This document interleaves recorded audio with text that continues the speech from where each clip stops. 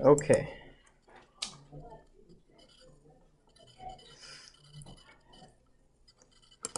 All right. So here are. We're going to open up the solutions. Noah, your exam is up here.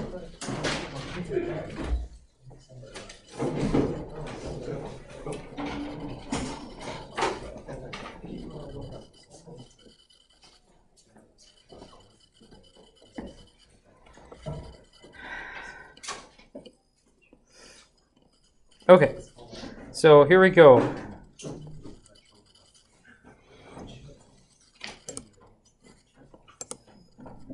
So starting with problem 1.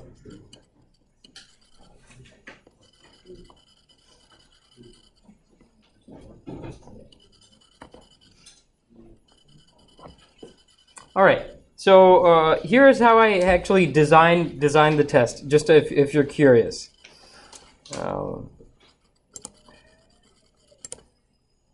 So what I normally do is I like to have 4 or 5 questions on the test and 1 extra credit question. Okay. And the 4 questions are usually different levels of difficulty. I like to have some which are just calculations, basic calculations similar to what you have in the homework. And then I like to have some problems which are slight variants of what you've had in the homework. And some problems which are, the third class I would say, is where you have to do something quite different than what you've seen before. But applying the principles that you've learned in the class. Those are the most difficult types of problems. So I would rate this first part. This first question is something that was pretty close to what the homework was. So I would rate this question, on the A, B, C scale. I would rate this the easiest type of question, A, at least the first parts. And I think folks did fairly well here. Folks did pretty well on this problem. So I was happy to see that. Does it matter if you put the VX? I'm sorry? Does it matter where you put the... No, I'm sorry. Oh, never mind. And you're talking about the second problem. Okay. By the way, as we're going through these problems, I would like for you to, if you have any questions about how they are graded, please let me know. If you would like to have a question regraded, you can put a note on the front of your exam in writing saying, like, please check this problem over because of this. Why do you want the problem regraded? Let me know exactly what you'd like to be regraded, and we'll take another look at it. Okay, and I would like to have that back by next Monday. Okay, today would be preferred, but if you have it back by next Monday, that's also okay. First of all, I'm curious, a show of hands. How many of you did worse than you thought you did? Okay, and how many of you did about what you figured? Okay, and how many of you did better than you thought? Okay. So I mean, like, I guess about even. So the first question was on divergence. You're asked to calculate the divergence of this field, and this is it's in Cartesian coordinates.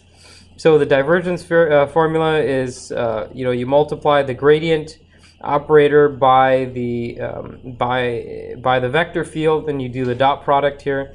And most folks ended up getting this this answer here: y squared plus z squared plus x squared. All right, you're asked to calculate the curl of the field, and you can do that using the determinant formula here. This is the shorthand version of the formula. You can also just use the formula from the chart. There is a doesn't matter which one you put first. Does it matter which? If I put the VX on the bottom. Oh, you mean this one here? If I flip the F and then wait, that's a big problem. If you flip the F and the del operator, yeah, you'll get a different answer because the cross product is not commutative. So you have to do del dot F, not F dot del. Cross, thank you. All right, so negative 2yz, negative 2xz, and negative 2xy.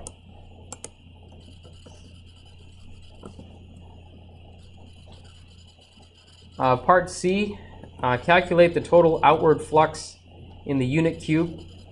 And the unit cubed is defined by x from 0 to 1, y to 0 to 1, z to 0 to 1. And so the fastest way to find the outward flux is to use the divergence theorem. And that states that the outward flux is equal to the volume integral of the divergence. So I mentioned to you in class that you may get a problem like this where we may not have time to calculate it both using the surface integrals and using the divergence theorem. Calculate it whichever way is fastest. So in this case, calculating using the divergence theorem is the fastest. So the flux is equal to the surface integral of f dot ds, but then this is, by the divergence theorem, this is equal to the triple integral of del dot f, the divergence of f. So you've already calculated the divergence here. So we can just use that. You take the triple integral from x equals 0 to 1, y equals 0 to 1, z equals 0 to 1 of x squared plus y squared plus z squared. And you come up with this, this equation here. You have to repeat this process 3 times. Each time you're integrating a single variable. And by the time you get to here, the answer is actually equal to 1. So I did give partial credit. I asked the grader to give partial credit if the answer was a little bit off, but you did the steps right. You approached the problem properly. It tried to give you most of the points.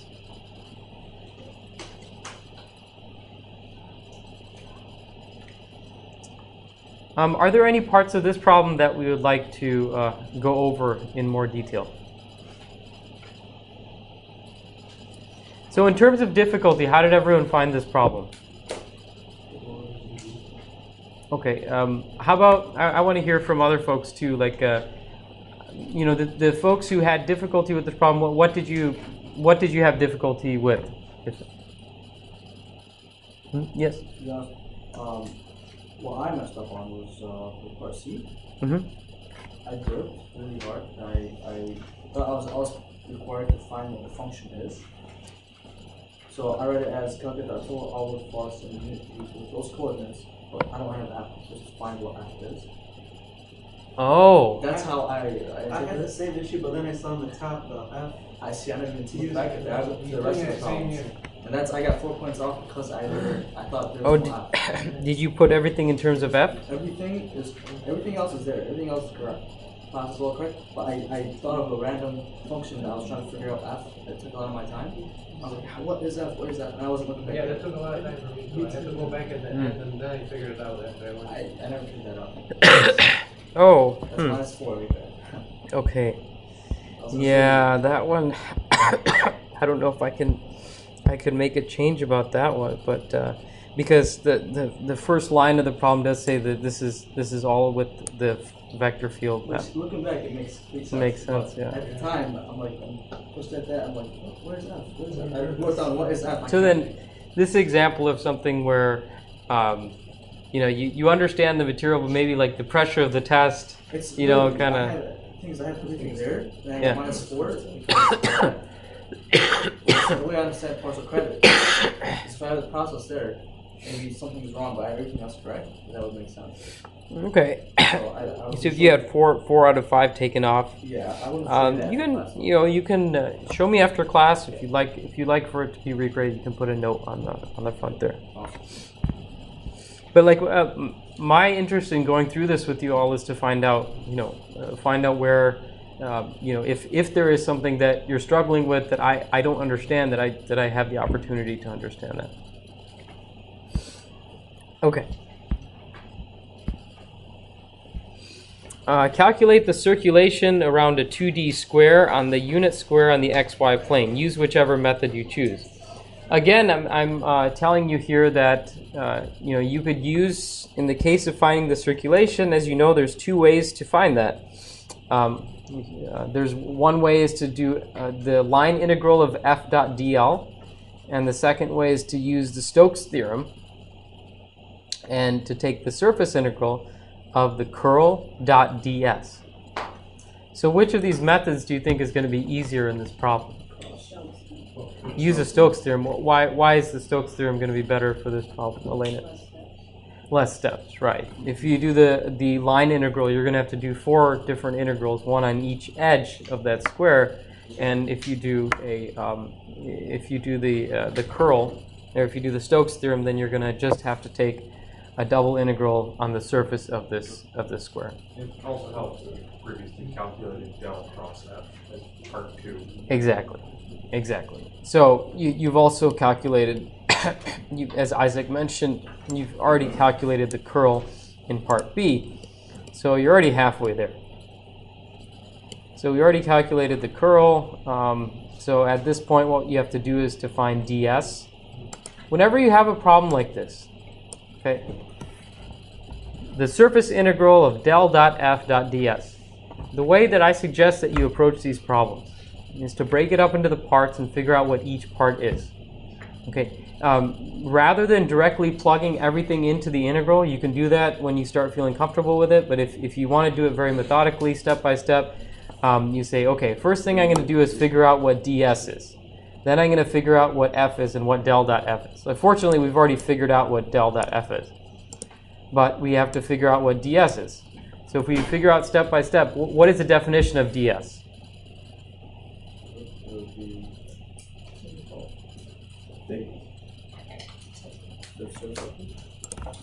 So ds, this is the vector ds. Well, let's first start off with the direction. What direction does ds point? Perpendicular to the surface. Okay, very important to remember that. Whenever you have a vector quantity, remember that it's going to have a direction and a magnitude. So in this case, ds is always perpendicular to the surface that you're integrating. So we're integrating over this square, so the vector that's perpendicular to it is pointing out of the page. It's pointing in the z-axis. Right, so it's pointing out of the screen, I should say, since you're looking at the screen. All right, so that's where the z hat comes from.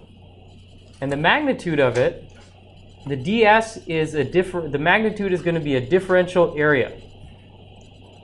Right? In a Cartesian coordinate system, the differential area is just dx, dy. If you're in a different coordinate system, you have to be careful about which variables you're integrating. In the case of the Cartesian system, it's pretty straightforward. If you're integrating x as dx, if you're integrating y as dy, if you're integrating z as dz.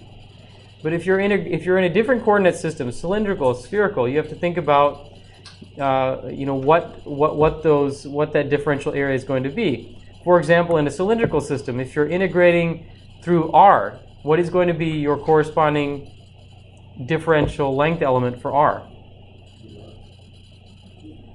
Dr. And then how about for phi? If you're going to be integrating phi, r d phi. Right. So those are the things. I mean, I think I actually get the sense that most of you understand those concepts, but I think in the pressure of a test, maybe sometimes I saw a few mistakes there. Anyway, so ds is the magnitude is dx dy because we're integrating on the variable x and we're integrating on the variable y. Dx dy, and it's in the z hat direction. So take the dot product of the two, and then you get just this function here. All right, so the first thing we did was we calculated del dot f dot ds, and then we plugged that into the integral. All right, and at this point, it's just a two-dimensional integral that we can solve when we get -1/2 there. The other advantage of doing it in this sort of step-by-step process is if you make a mistake in one of them, it's easier for me to give you partial credit. It's easier for the grader to give partial credit if you show that you've done the different steps right. Let's say you happen to get del dot f dot ds. You got that part correct. Then if you've labeled it such, then you can get Maybe you'll get like half, 3/4 of the points here just for getting this far. Maybe you made a mistake on this last part. Any questions?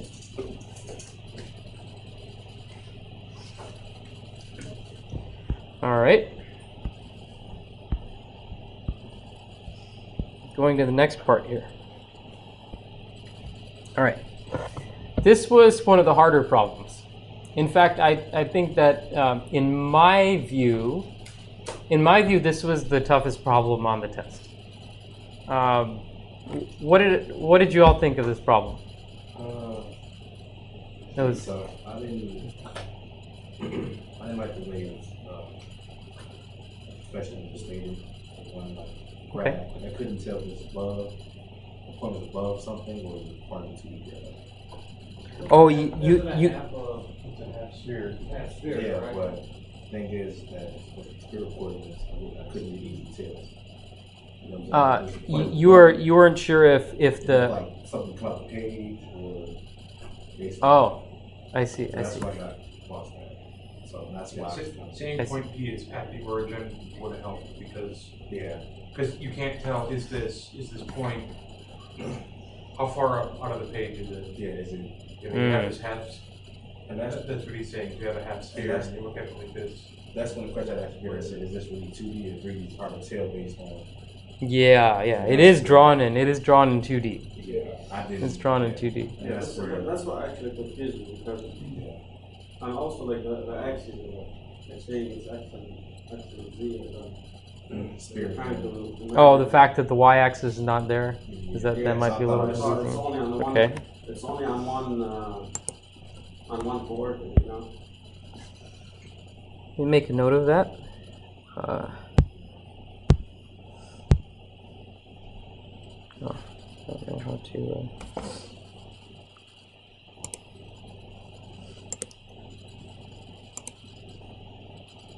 I had a keyboard thing here somewhere.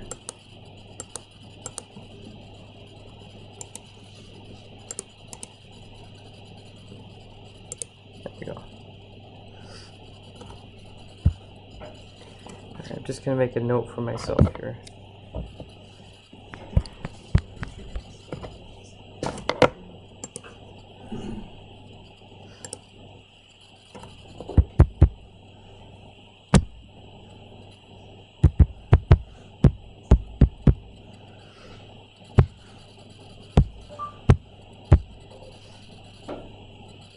Okay. All right. So, did any of you do this problem assuming that this is a 2D circle or a 2D sphere? Or I think the approach was hard for me to visualize that I also marked the dot right there. mm-hmm. It was sticking out of something, so this took that approach. I did 2D, but I wasn't quite sure. Okay. So that's what I did. Okay. So I ended up doing it a totally different way because I thought. It's a perspective of how. So how did I mean? Do you guys want to share, or would you rather like talk one-on-one about it? Like, do you guys want to share like how you interpreted and did the problem? I mean, I just think that maybe it was drawn like it is 2-dimensional, right? 2-dimensional. This is a three-dimensional problem. It says it's a hemispherical shell, so it's a half a sphere. It was drawn kind of like to where I could see the whole entire thing. A whole Then sphere. Then I would be able to visualize it better. But because I thought it was 2D, Mhm. 2D approach. The first Ah. one I did was like three-dimensional sphere. Uh huh. Uh huh. That's Uh huh.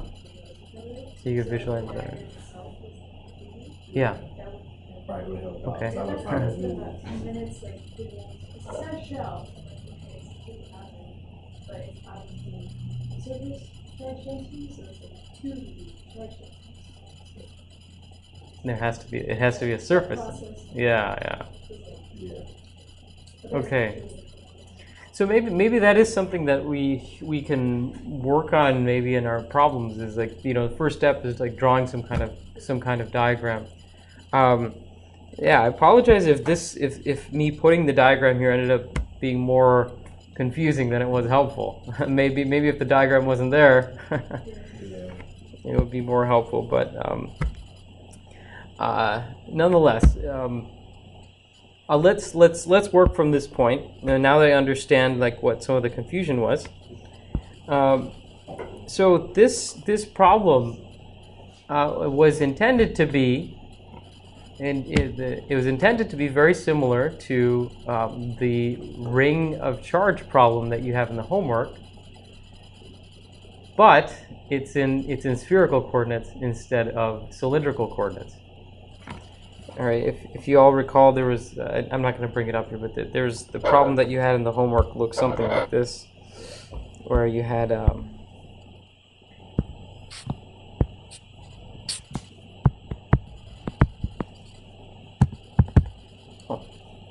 this isn't okay.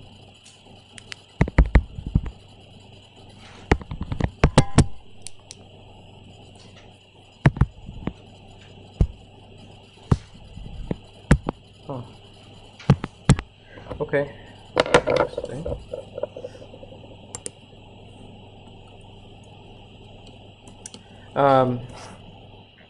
You had a problem like this that was in the homework where you had a line of charge, a ring of charge.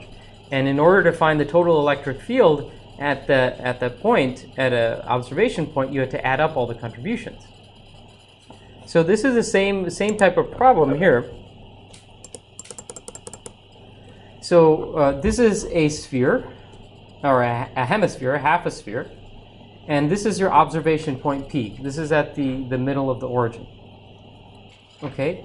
So we have to use this formula. E is equal to the double integral of rho s over 4 pi epsilon r squared times r hat ds.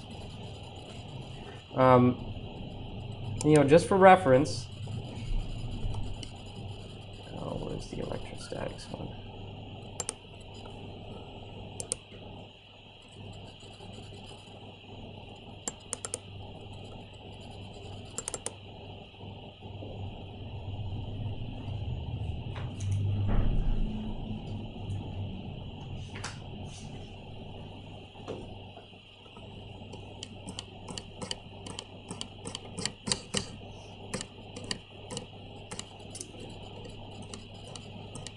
I'm showing you guys this not because you don't already know it, just because this is.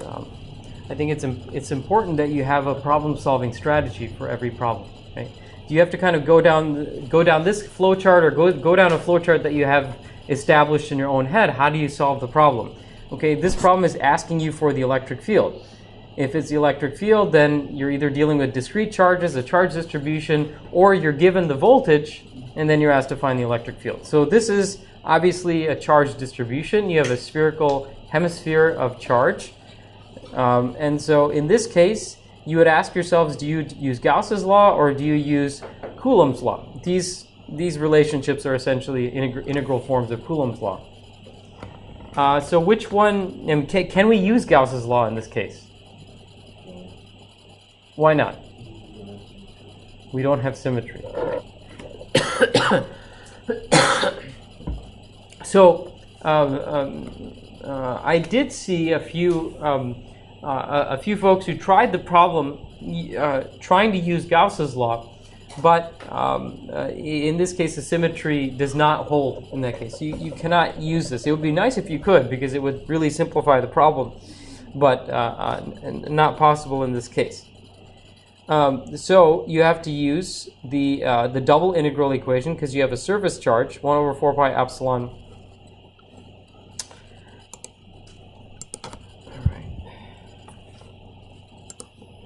So going back here then,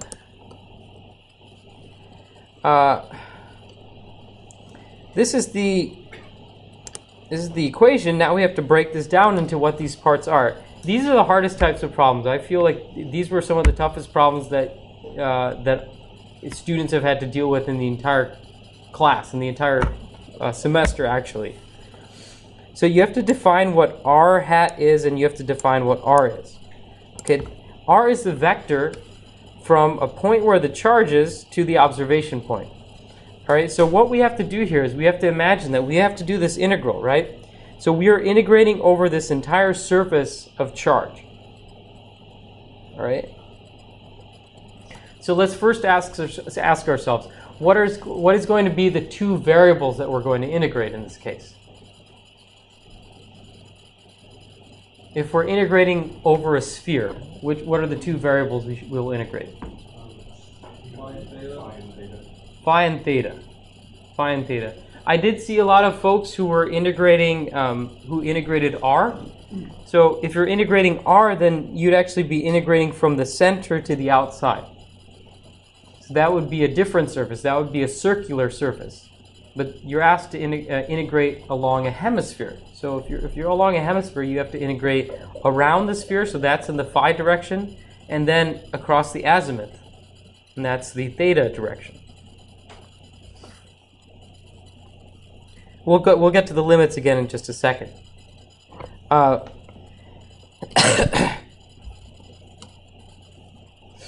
right. So the geometry in this problem.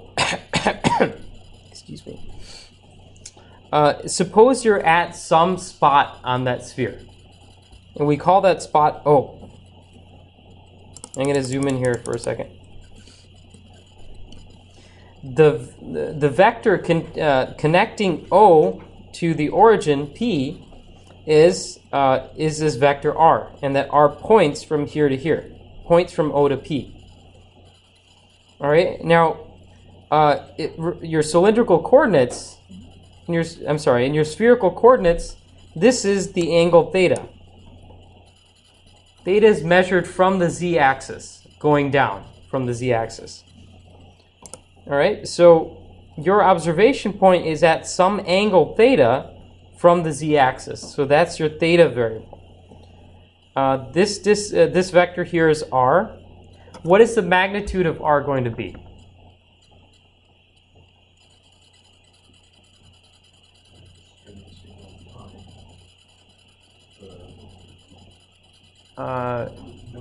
Not quite. So what are we given here? We're told that the radius of the sphere is a. So the magnitude of r is just the length of this vector. The length of that vector is just equal to a. Yep.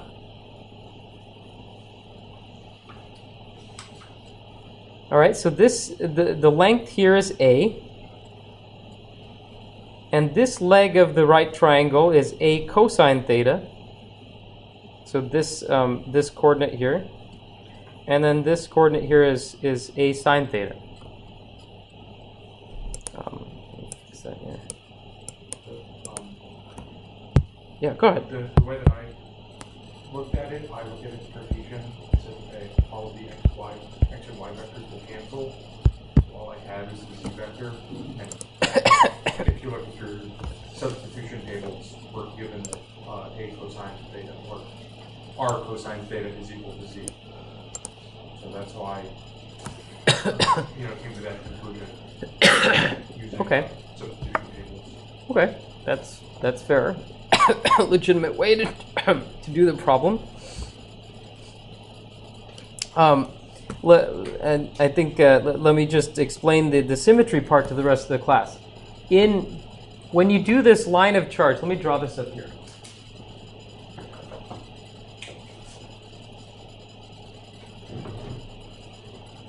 So the problem that we did earlier in class is where you have a line of a ring of charge, okay, and you're looking at the observation point P. So in this type of problem, if we're integrating around this ring. Now, if we just take an arbitrary point on the ring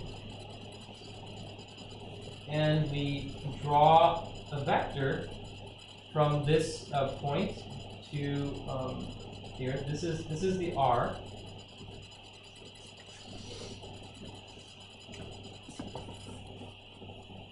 The electric field due to this charge here is going to point in this direction.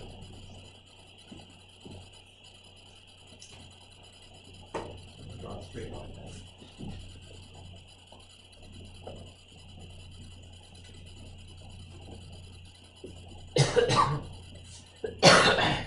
So this is the contribution of the electric field contributed by this charge here. There's another charge on the other side of the ring, exactly opposite to it, that will generate an electric field in the mirror image of that. All right, so when you add these two electric fields up, E1 and E2, you get an electric field that is just pointed in the z direction. That symmetry also applies to this problem here. Were there any points of confusion about this ring of charge problem, about the symmetry? Does everyone understand why the total electric field ends up being just in the z direction, and why the lateral components will cancel with one another?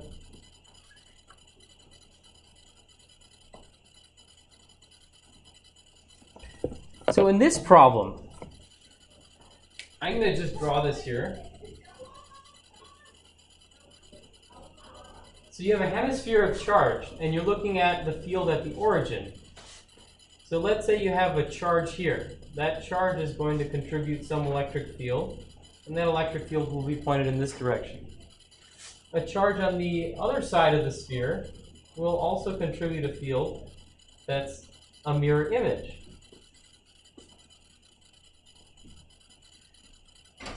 And so when you sum those up, you're going to end up getting an electric field that just points in the z direction.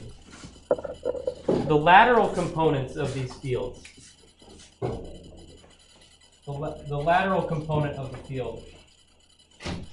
So this is E1, and then this is E2. So E1x and E2x. E1x and E2x will cancel each other. Hey, Charles, you might have your exam here. Mm-hmm. So we're going over the second problem right now. Okay. So this problem had a lot of things that you had to consider, a lot of things to think about. The lateral components of the electric field cancel. So just like we did in that example problem, we're only going to calculate the z component of the field. We assume that everything else cancels. Everyone with me there?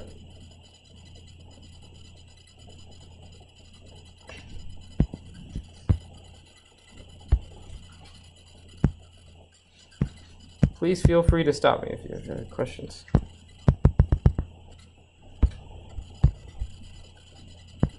Oh boy.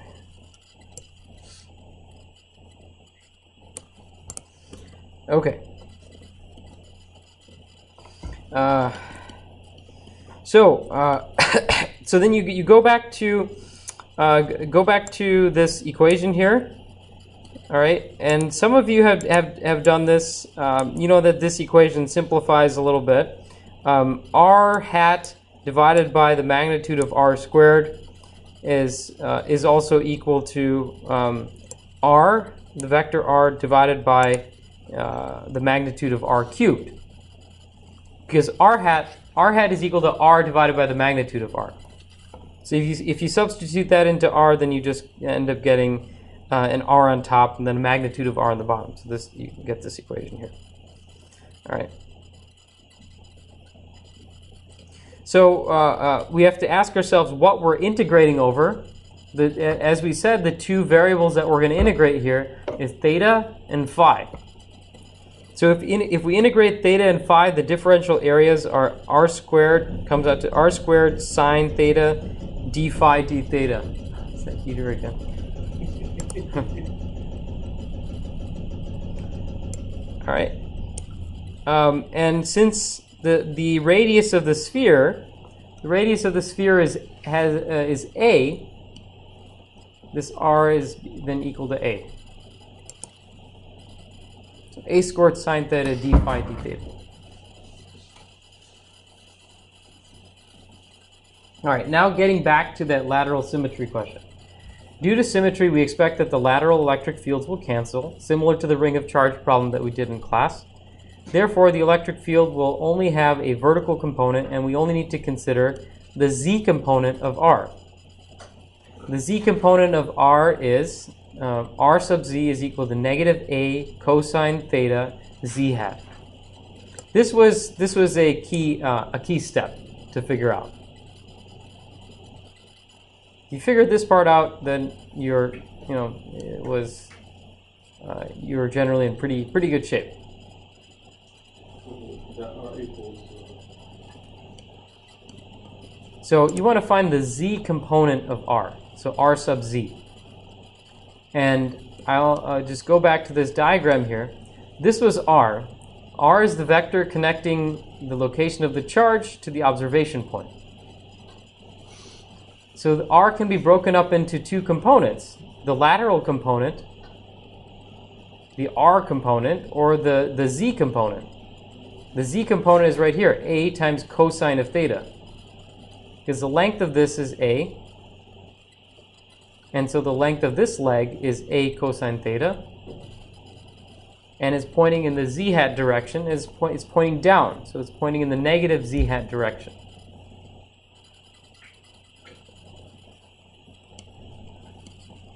R sub z is equal to negative a cosine of theta times z hat.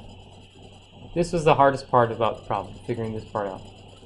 The magnitude of r is always equal to a. So then it becomes a question, then you put everything into this integral. Why can't we use the cylindrical coordinates? Well, you could do this problem in cylindrical coordinates, but it's much easier to do it in spherical because this problem has spherical symmetry. You're integrating over the surface of a sphere or a hemisphere, so it simplifies the math greatly if you just use spherical coordinates. I know some folks did use cylindrical. In fact, I think quite a few of you tried to use cylindrical coordinates, and but again, that turned out to be very similar to the that you're doing some kind of ring of charge, where in this case you have a hemisphere of charge. So you have to use spherical coordinates. A question. Yes. Where did you pull this a cosine theta? Okay, good. I'm glad you're asking me that. I mean, the geometry here. Again, if we have an observation point, I can draw it up here too, so it's that might be easier.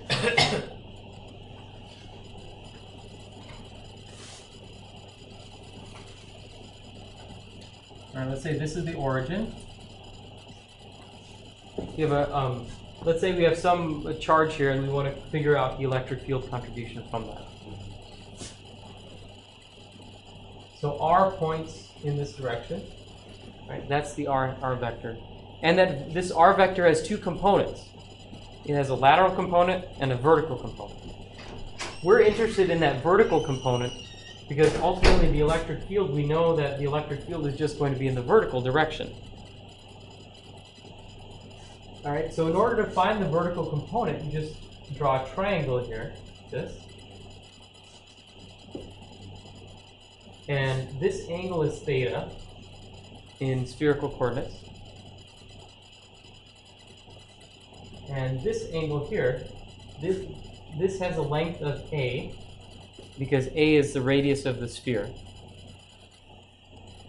If this has a length a, then the length of this leg is a cosine of theta.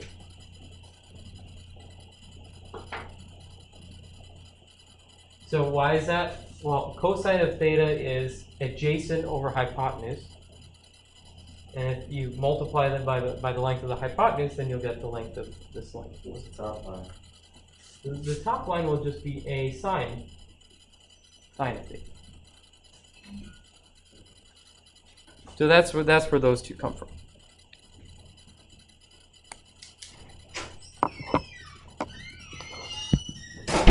So that we get, just to clear it up, so when you use it, you just Sure. follow from the observation from where you're observing to where the charge is, correct? Where you want to take that from that. Absolutely, yeah. So this is one point on the surface of the sphere. We could take another arbitrary point on the surface of the sphere. Let me just delete this.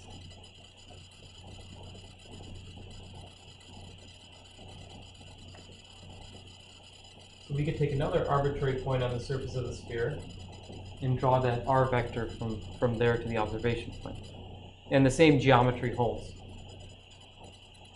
So what are we integrating here? That we are, the two variables we're integrating. The theta is going from up here to down here. So what's the limits of integration for theta?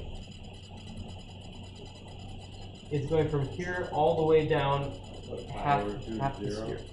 I'm sorry? I put pi over 2 is 0. Because Not quite. The limits of integration here, the theta, the angle theta is going to go from 0 to 90. So it's going to be, yeah, you had a pi I over was 2 to 0. confused because of coming towards the observation point down, so I think that's why. Gotcha.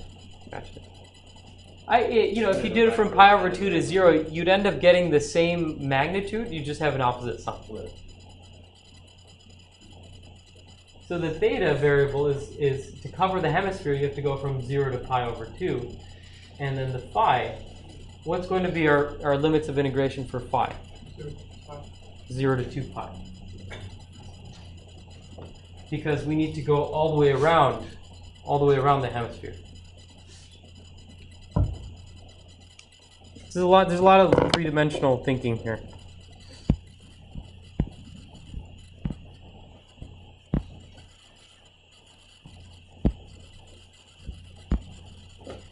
All right. So getting to the math then, like rho s over 4 pi epsilon rz over r cubed. So the z component, we figured that out. That was the trickiest part. All right, and the magnitude of r cubed is just a cubed here. ds is a squared sine theta d phi d theta, and the rest is just integration. And you come up with negative rho s over 2 epsilon times z hat. There's a negative sign there because you're in the negative z hat direction. So something interesting here is that it doesn't depend on the radius of the sphere. It just depends on the surface charge density. That's kind of an interesting result.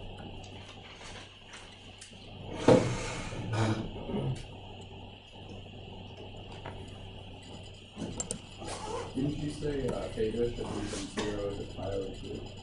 I'm sorry? Theta should be from 0 to pi over 2? It should be from 0 to pi over 2. That's correct. Oh, I have it from 0 to pi. Oh, okay. Well, I need to fix that then. Oh, actually, it's no. I don't need to actually fix anything here because I put pi here, but when I figured out the limits of integration, sine squared of pi minus sine squared of 0, that's 1 minus 0. And so even though I have pi here, I actually, if I did the integration, this was actually 4 pi over 2. So just ignore that. That was just a typo there. The answer should be the same. Thank you for catching that. I will fix that after class. All right. So moving on then to question 3. Any questions, concerns about question 2?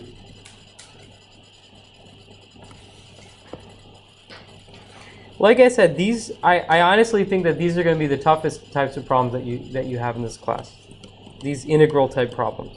Do you think that for the GPT would go how it would get? I think so. I think the magnetostatics chapter is easier than the electrostatics chapter. I think some of the resistance calculations that we're going to be doing are also not as challenging as these electric field problems, because these involve vectors and integrals at the same time, and that's kind of a pain. Would you think that have knowledge of electronics 2 would be helpful? I've seen some familiarity, near stuff between class I took last semester and this stuff with last batch talk about this new stuff. For calculating resistances, yes. I think if you've taken electronics 2, you've seen some of that material before, so it'll be better for you.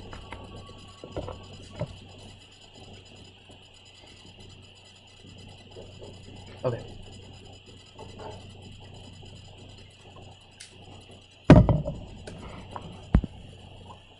All right, question 3, Gauss's law, electrostatic potential and work.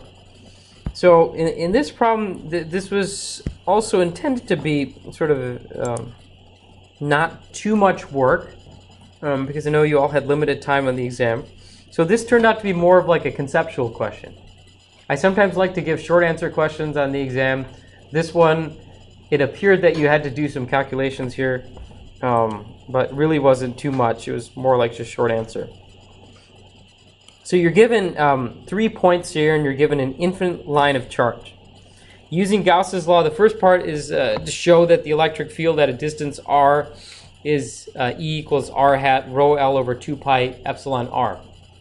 Now, I think most people did get this part, and I'm happy about that, obviously, because you had this in your homework problems. You were figuring out the electric field due to an infinite line of charge.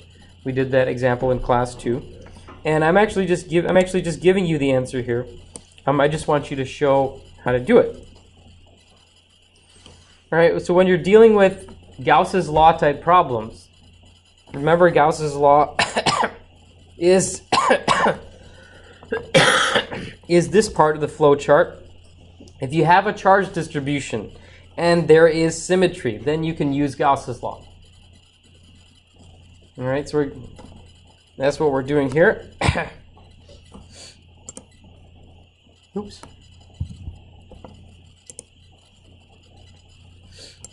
So the Gaussian surface should be a cylinder in this case, because we have an infinite line of charge.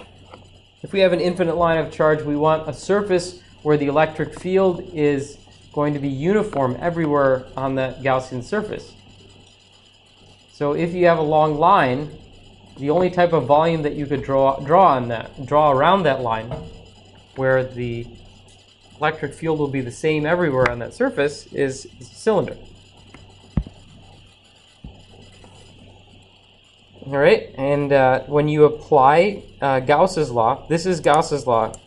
Q over epsilon is equal to the surface integral of E dot ds. Q, what is Q in Gauss's law?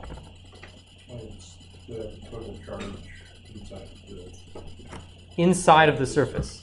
Yeah, that's an important point to remember, because that comes up in the next problem. All right, Q is the total charge contained in your Gaussian surface. And E dot ds, the right-hand side of the equation, is the surface integral of the electric field. Now, when you use Gauss's law, the way this simplifies is that this E dot ds, the surface integral, just becomes E sub, the magnitude of the electric field times the surface area. That's the other key part about Gauss's law. All right. The surface depends on what kind of surface you're working with. You've done some examples of Gauss's law when you have a spherical surface. You had, in the last example, we had a hemisphere. In this case, we have a cylinder, and we're talking about the outside of the cylinder.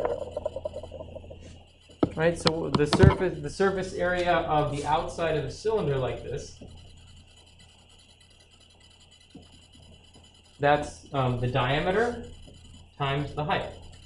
So it's equal to 2 pi r h. You're looking at just the outer part of the cylinder. So that's how you get the electric field, magnitude of the electric field times the surface area, 2 pi r h. Rho LH is on the left, so this is the total charge contained in that infinitely long line is rho L times the height of the line. You have h's on both sides of the equation here, they cancel, and so you're left with epsilon r is equal to rho L over 2 pi epsilon r times r hat.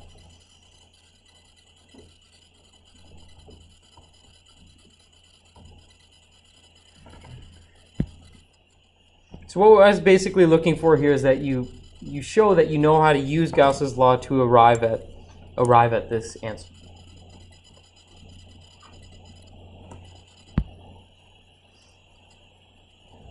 If I messed up on the formula, I came out with the same answer. If you messed up on the... Instead of I ignored the long one, I used the circle. No, show it to you now. Maybe after class. Maybe you should, yeah, you can show it to me after class. Feel free.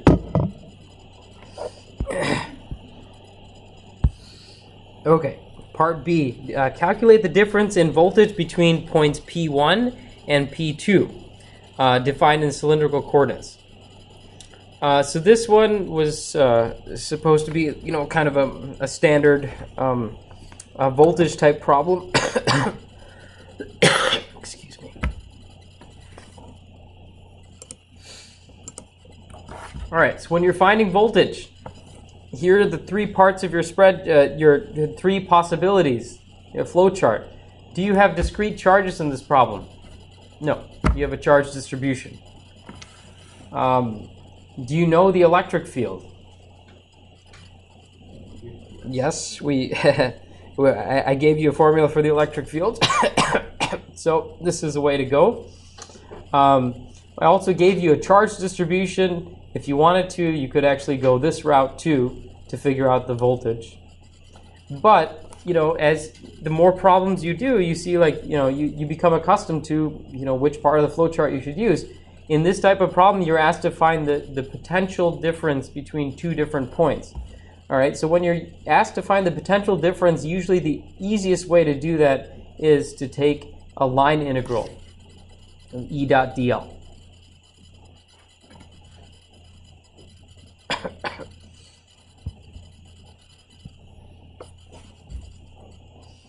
All right, so that's what we're doing here.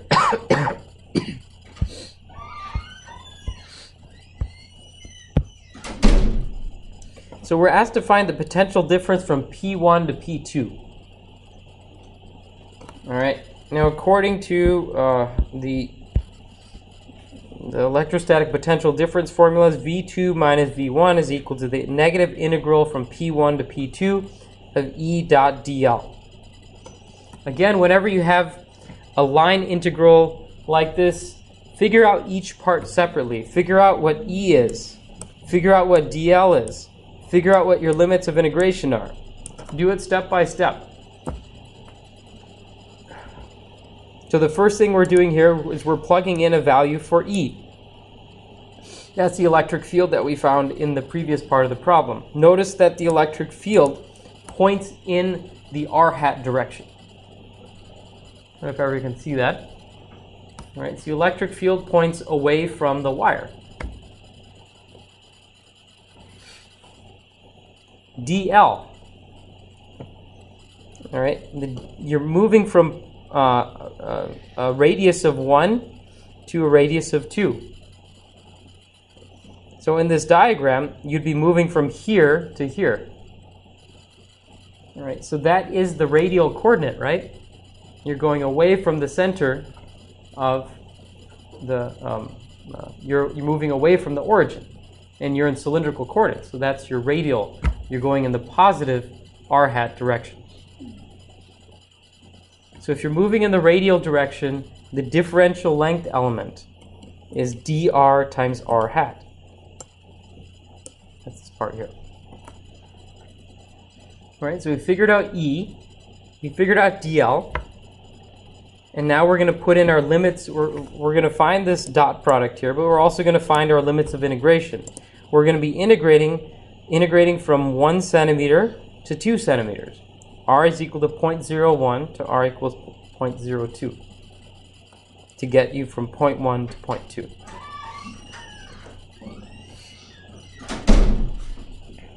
Anyway, you take the dot product of these two. This is convenient because both are pointing in the r hat direction. So if you take the dot product of two vectors which are pointing in the same direction, you basically just multiply the magnitudes. Rho L over 2 pi epsilon r times dr. Now, you're integrating with respect to r. And so you have to look at what do you have here that's a function of r? You have this 1 over r. You have a 1 over r term. Everything else is a constant. So the integral of 1 over r is the log of r. So that's your integral here. Log of r going from 0.01 to 0.02. So ln of 0.02 minus ln of 0.01. And so that's equal to rho L over 2 pi epsilon ln of 2. Because remember, ln of A minus ln of B is equal to ln of A over B. I mean, I didn't take points off if you didn't simplify it this way. As long as you did these steps, it was supposed to be fine. You should not have received any points off. If you did, let me know.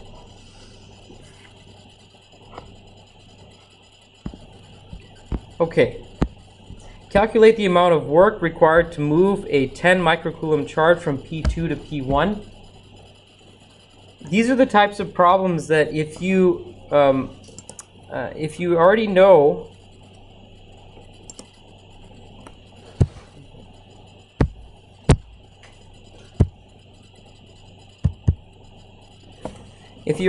the electrostatic potential difference, then finding the work is fairly easy. So if you're asked to calculate the electrical work, there's two types of problems. One of these types that we haven't even done yet, work required to create a system of charges. We'll get to that later. And the work required to move a single charge. So you first have to calculate the potential difference, delta V, and then work is equal to Q times delta V. That's exactly what you have in this problem. And in the previous part of the problem, we already calculated the delta V. We calculated that V2 minus V1. So in this part of the problem, we just do work is equal to Q times delta V. Yes, Ali? I also took the points from here, but I did it right because I did simplify the previous one. So.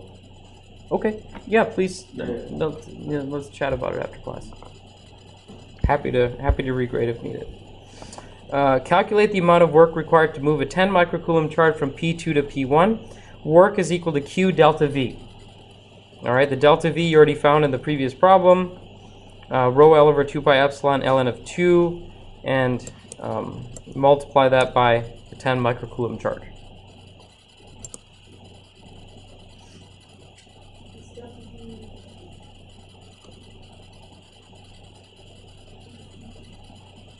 P2 to P1. Good question. So when you're looking at these types of problems, you're moving from P2 to P1, right? Are you moving against the field or with the field? So which direction is the field pointing? Which direction is the field pointing from here? It's pointing outwards, that's correct. Let's draw this up on the board here. So this infinite line of charge problem, right? You're given some charge density rho L. The electric field points out.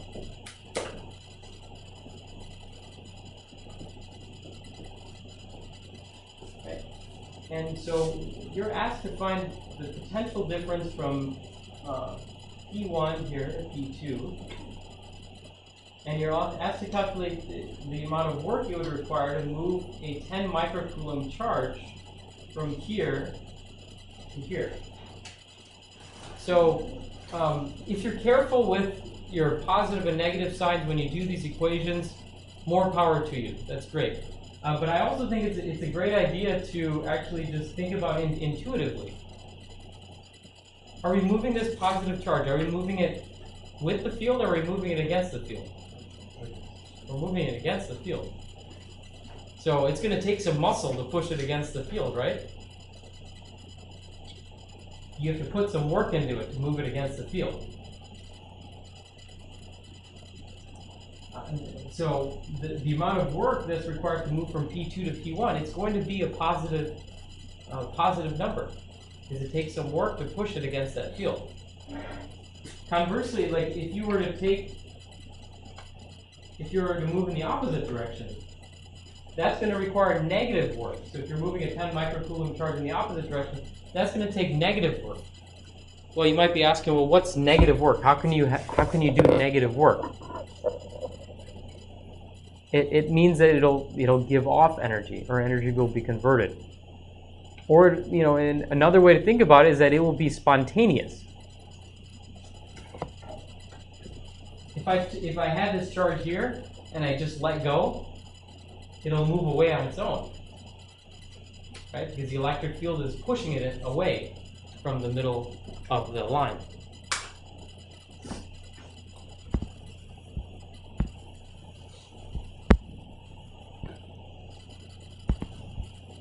So that's why you have a positive number here, a positive amount of work required. All right, part D. Oh man, we got to move quickly here. We're on problem 3. So calculate the amount of work required to move a 10 microcoulomb charge from P1 1 centimeter 0 0 to P3 1 centimeter pi radians and 1 centimeter. All right. So graphically, P1 is here, and then P3 is here. So this was a trick question. Can anyone tell me why it's a trick question? Or it's just an easy question, I should say. It's a conservative field, so if you're at the same point in a conservative field, then there's no work required. Yeah, if you're at the same voltage in a conservative field, no work is required to move it from any of points that are at the same voltage. So our formula for the electric field was at E is equal to rho L over 2 pi epsilon R. The potential. Oh, sorry. The potential at a point. The potential at a point along this along a line is dependent just on the radius. We found that out in this problem. Right? If 2 points are at the same radius, then the potential difference is going to be 0. If the potential difference is 0, there's no work required to move a charge from one point to another. If I say that the work is 0, that's the same thing, right? The work is 0, yes, but obviously I would have liked to see an explanation why. If it just says the work is 0 without an explanation, then I would question, is it a lucky guess, or did the student understand how to do it? Okay. Yeah, we can take a look at it afterwards. So both of these P1 and P3 are both at the same radius, 1 centimeter, 1 centimeter. Doesn't matter what the Z is, doesn't matter what the phi is. So no work is required there. No calculation needed. Questions on question 3?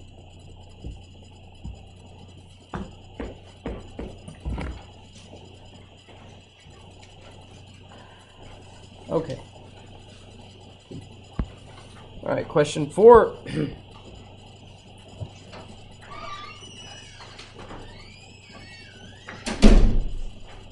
Suppose we have two infinitely long coaxial cylindrical shells centered along the z-axis.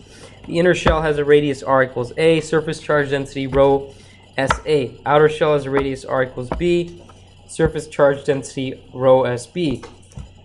And please note that in this problem you are given a surface charge density, which is different than the linear charge density you're given in problem 3. This problem, if some of you recognize it, it is very similar to the homework problem. In the homework problem, as I said, I was telling you this at the beginning of class, you had two concentric shells in spherical coordinates, and you were asked to figure out the electric fields inside the first shell, in between the two shells, and then outside the second shell. This problem was intended to be pretty much the same as that, except you're in cylindrical coordinates instead of spherical coordinates. So your shells are now cylinders instead of spheres.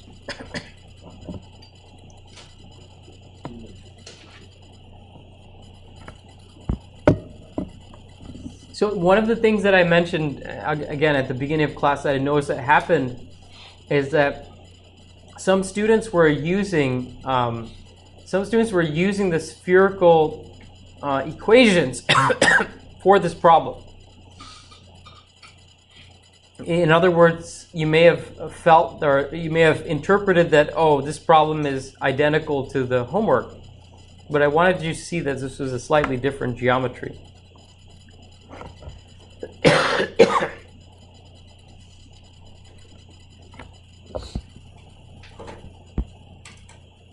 All right. So first part, determine the electric field for R is less than A. When using Gauss's law, we have to define a Gaussian surface where the electric field will be orthogonal and equal everywhere. So in this problem, the Gaussian surfaces will be cylindrical. For the first part, we're going to construct a Gaussian surface with R is less than A. Applying Gauss's law, we found that the field is 0 because the charge contained in the cylinder is 0. When you're using Gauss's law, you always have to draw a Gaussian surface which reflects the symmetry of the problem. So you have two shells here. The inner shell has a rho SA surface charge density. The outer shell has rho SB surface charge density. And these are infinitely long shells. So the surface charge density is just on the outsides. You want to ignore the top and bottom caps.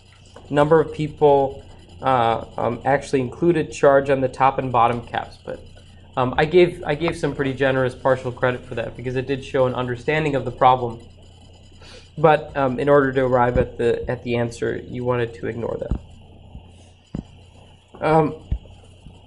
So when you apply Gauss's law, Q over epsilon is equal to the surface integral of E dot ds. Q, as we mentioned in the last problem, Q is the total charge contained in the surface. In this part A, you're asked to find the electric field for R is less than A. So your Gaussian surface is going to be a cylinder with a radius smaller than this inner cylinder. All right, so if that's the case, that cylinder is going to contain no charge. So the electric field is going to be 0. In the second part, determine the electric field for A is less than R is less than B. I'll draw this up here.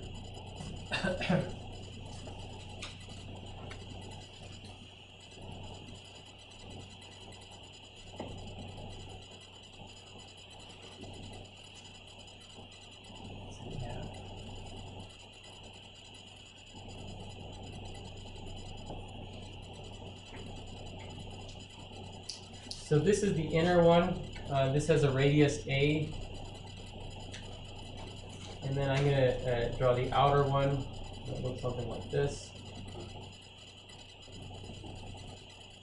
And then I'm going to draw the Gaussian surface. The Gaussian surface for part B is going to be in between A and B. So the shell is going to look something like this. Q over epsilon is equal to the double integral of E dot ds. Q, that's the total charge contained in the cylinder. So this is our Gaussian cylinder. The total charge contained in the cylinder is going to be the total charge contained in this inner cylinder. Everyone see that? So this is our Gaussian. This is the Gaussian cylinder with radius r. A is less than r is less than b. And this is the inner cylinder with radius a, and there's a surface charge density rho s a in here. What's the total charge contained on this surface? So what is this cube?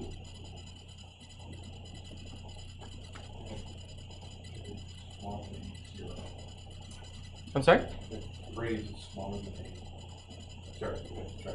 No, that's Looking okay. at the first part. Yeah, what is the total charge on this line here? What is the total charge contained in this Gaussian surface? 0. No, there is actually a charge contained in that surface. So let me remind you all what we're doing here. We just drew a Gaussian surface, right? Inside the Gaussian surface is that coaxial cylinder that contains charge.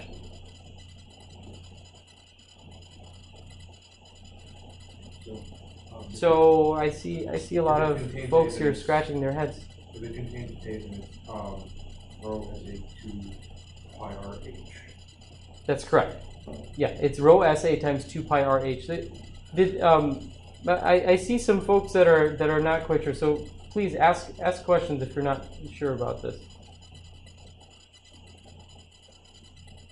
Just one thing I was looking at is when we have A and R, they're basically describing both distances in the radial distance.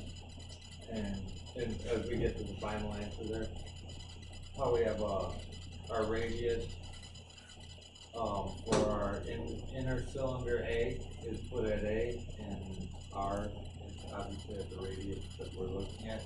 That's correct. So then the ratio of A to R, basically that is like a ratio that gives us kind of scales that through that zone, our answer through the zone. Yeah, that's correct. That's right. You're asked to find what is the formula for the electric field between R is equal to less than A, or R is greater than A but less than B. So everywhere in the space between the inner shell and the outer shell, you want to find the electric field. So the Gauss's law is just a strategy to figure out what that electric field is. You draw the Gaussian surface, you figure out the charge contained in the surface. The charge contained in the surface is going to be equal to rho SA times the area. What is the area of the cylinder, the inner cylinder? Someone, 2 pi AH. 2 pi AH, that's correct. 2 pi AH. That is the total charge. Right? So if you don't ignore the other part, why else? That's fine. If we don't ignore what? It's 2 parts, right? Yes. So for the area of the cylinder, 2 parts, the side and then the surface. Oh, you're talking about the top and the bottom. Yeah. Good question. Yeah, a lot of folks actually did include the area of the top and the area of the bottom of the cylinder. So yeah, Like I said, I gave folks like partial credit for considering those, but I didn't give full points because this is an infinitely long coaxial shell.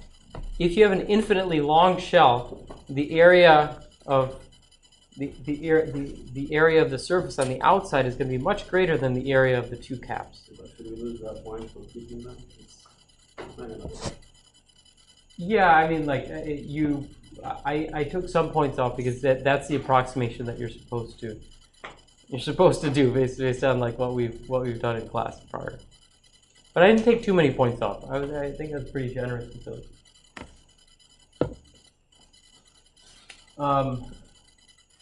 Okay, so that's how you get this rho SA times 2 pi A times H here. And then on the right side, when you use Gauss's law, it's E dot ds is the integral of E dot ds is basically equal to the magnitude of the electric field times the surface area. All right, and the surface area of this cylinder is E times 2 pi RH. Not 2 pi AH, it's 2 pi RH.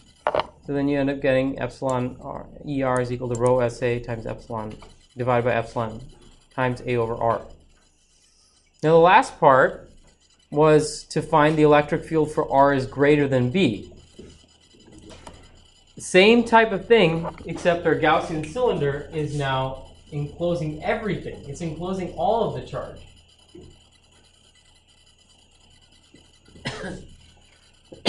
So now this Q, it used to be rho SA times 2 pi AH. Now we have to add to that rho SB times 2 pi BH. Right? Because now we have to account for the charge on the inner cylinder, and we also have to account for the charge on this outer cylinder as well. This outer cylinder had a charge density rho SB. And that's how you ultimately end up coming up here.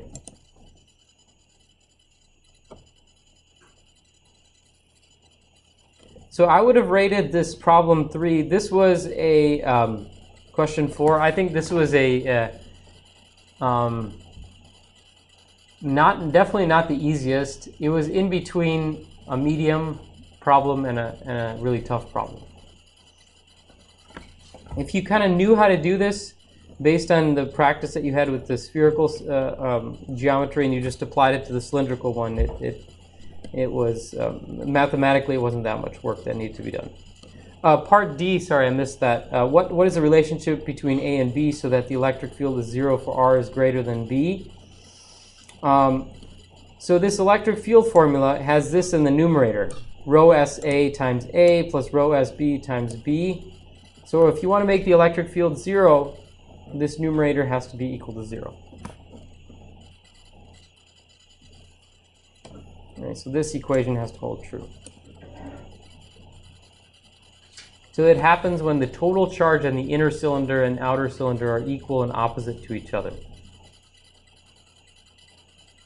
So if this inner cylinder contained a total charge of 2 coulombs, and the outer cylinder contained a charge of negative 2 coulombs, then once you're outside of that, that positive and negative 2 coulombs will essentially cancel each other, and you won't see any electric field outside of there. That's something that's an effect that's called charge screening.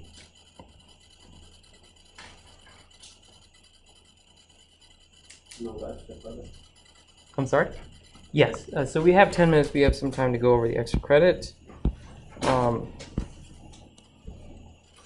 A 2D vector field F equals y comma x describes the force on a ball moving through a fluid. Use a line integral to calculate the amount of work required to move a ball from point P1 to point to P2 along the parabola y equals 2x squared plus 1. I was very happy with this problem. I think most of you did well on this part. So this was, I think the tricky part of this problem was just interpreting the problem and putting it into a line integral form. Once you have it in line integral form, it becomes very similar to the line integrals that we've done in class. So you follow a fairly methodological way. So the work can be calculated as the integral of the force taken along the line specified in the problem. Work is equal to the integral of F dot dl. All right, so your F is given to you in Cartesian coordinates is equal to y comma x. Your dl in Cartesian coordinates is equal to dx comma dy. Oh gosh, it looks like this is an old version. Apologies, this is an old version of the solutions. I was actually updating the solutions on my work computer and it didn't get transferred over here, so sorry for that. So what's the final answer? The final answer here should have been 15 joules. 1-5.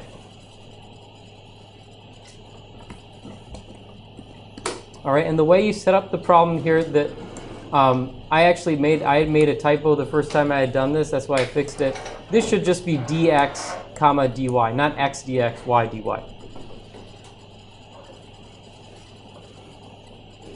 The final answer here should be 15 joules.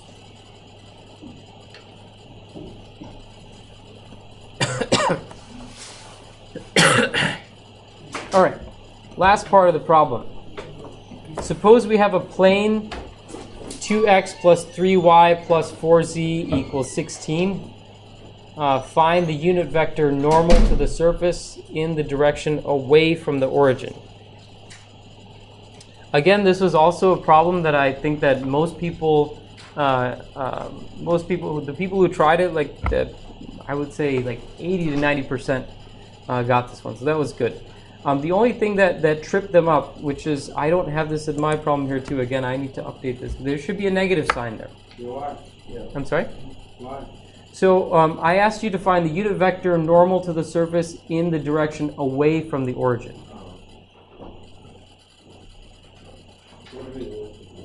Okay, so Oh, wait a minute. Yeah. shouldn't that be positive because that plane is Away from the origin. I thought it's... Yeah. Ooh. So you actually the origin here and a plane that sits. Ah. I mean, Okay. it's hard to do Yeah, again. I goofed. Yeah, it should actually be So, positive.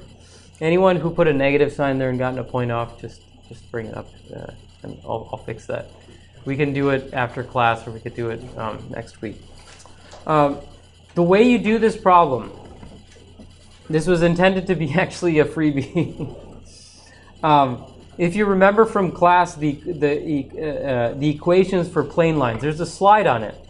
If you look in the vector math section, these coefficients, if you put your XYZ equation in this form, then these are your normal vector. 2, 3, 4 is your normal vector. Okay? So this is how you get n.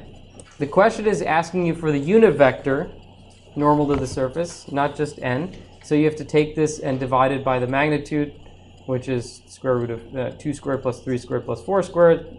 Square root of that, so square root of 29. Thanks, Isaac. So, yeah. All right. So that covers this first exam. Just to you all can, if you have questions about it and you want to get anything regraded, you can come up. We have a few minutes here, but I just want to end by making this final point: is that some of you may not be happy with how you did on this first exam. Some of you may be quite happy. If you're not, if you're concerned about your grade, come and talk to me about it. I think this gives you a feeling for what the tests are going to be like in the future. I think this is one of the harder tests, but you can also expect the second and third exam to not, they won't be easy. So my comments to you after seeing the results on the first exam is I think it went okay, but I think you could have done better. And the way I suggest you do better is like don't think just dimensionally in terms of what you did in the homework, right? The exam problems will be somewhat different. So I don't know if any of you had just worked together and quickly finished the homework, but I strongly feel that the more you struggle with the homework, the more time you spend trying to figure out the homework problems on your own, by yourself, and you'll become familiar with the coordinate systems. You will do better on the test if you get in the habit of doing that. Because I'll be honest with you, there's a lot of solutions that are out there. You can ask friends, you can ask people, and you can end up doing very well on the homework without really understanding all the concepts. So that's my suggestion. All right, so let me stop the recording here, and then we can go over the fixes.